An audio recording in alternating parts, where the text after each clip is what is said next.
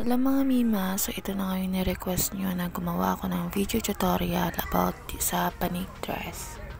So gumawa muna ako ng pattern, ito yan. Sa pattern Mima, so magbe-base kayo sa size ng anak nyo, sa haba at saka sa waist ng anak nyo. So ito na nga Mima, after ko siya makat, ginlo ko na yung mga dulo kasi nagkakala siya mga Mima pag wala siyang dikit, lalo na pag sa mga bandang sa bandang dulo talaga. Tapos maliliit lang yung mga yung cut, ang bilis niya magtanggal. So kailangan natin siyang i-glue. Pagkatapos Mima, ayan na, pinagdikit ko naman yung dalawa. So kumuha muna ako ng dalawa, tapos pagdidikitin mo siya. So ayan. So hirap na hirap ako dyan magdikit mga Mima kasi nga isang kamay lang yung gamit ko, and then habang yung isang kamay naman is nagvi-video dahil wala akong holder, kaya ayan, talagang go lang. And then after Mima, tinahi ko naman siya kasi hindi talaga siya didikit pag glue stick lang. So ginglue stick ko lang siya para yun yung pagbabasihan ko, hindi siya magalaw pag tinahi ko. So ayan na nga, tinahi ko na siya Mima para talagang matibay. So ayan, after ko tinahi, ayan na siya. Tapos pagbabaliktarin mo lang siya Mima, tapos lahat kanunin mo lang, tahiin mo lang, glue stick mo, tapos tahiin, tapos pagbaliktarin mo lang, tapos idugsong-dugsong mo lang siya.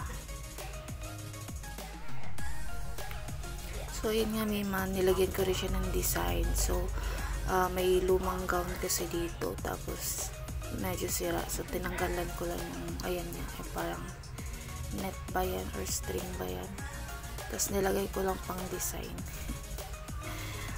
Wala lang, the recycle. So ito na nga siya mga Mima, after ko madugsong-dugsong.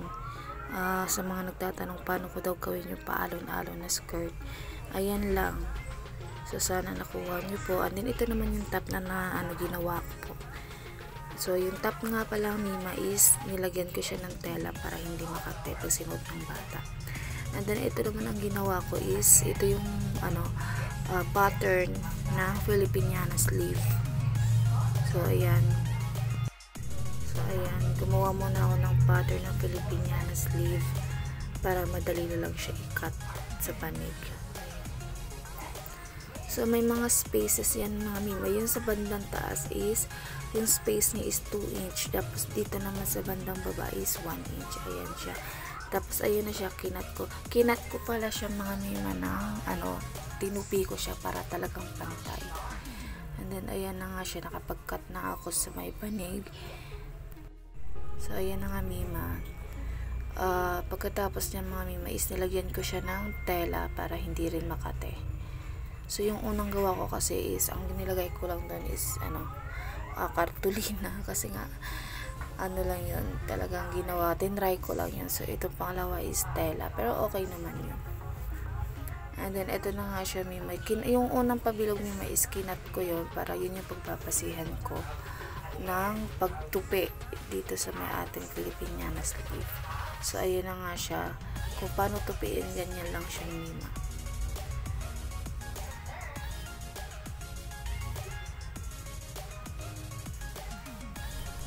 Ito na nga Mima yung after ko madugsong yung top tsaka skirt.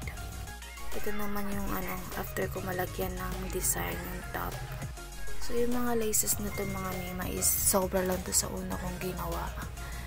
So ayan, talagang tipid-tipid tayo, or sinasakto ko lang siya. Kasi kung order ako mga Mima, napakatagal pa, 1 to 2 weeks bago talaga siya dumating sa akin.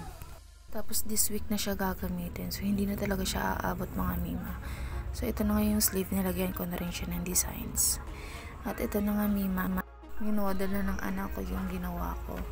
So ayan siya Mima. So one sleeve lang siya Mima kasi nga pati yung banig is bitin, wala na Mima, hindi talaga kasya pag dalawa pa.